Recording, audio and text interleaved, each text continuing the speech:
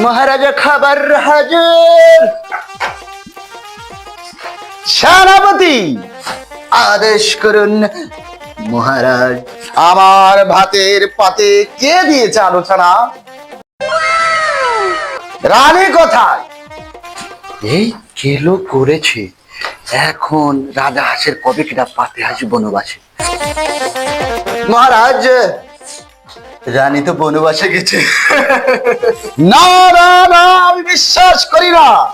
রানীর সঙ্গে আমি কিন্তু হাগিব না, আর যদিও হাগি আমি কিন্তু শোষাবো না। ও নিয়ে কোনো টেনশন করবেন না মহারাজ।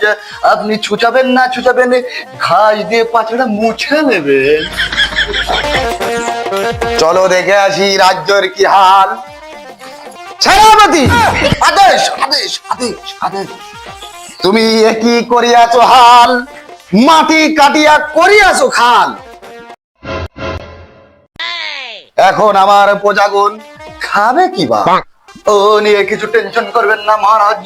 আমাদের এই ভিডিও দেখে যারা লাইক কমেন্ট শেয়ার করছে সেই দৌলতে আসিছে কিছু মাল। এই মাল আমি আর তুমি ভাগ করে নিয়ে বাদ বাকিদেরকে দেব হাম্বা।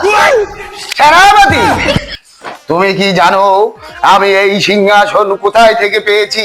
কোথায় মহারাজ? এই সিংহাসন আমি পেয়েছি স্বয়ং চায়না থেকে। কি বলে?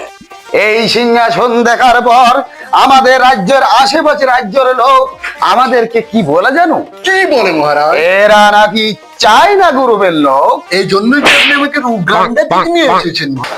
আমার গায়ের গেঞ্জিটা হতে পারে পাতলা, কিন্তু দে লোক আমরা বাকের পানির লোক।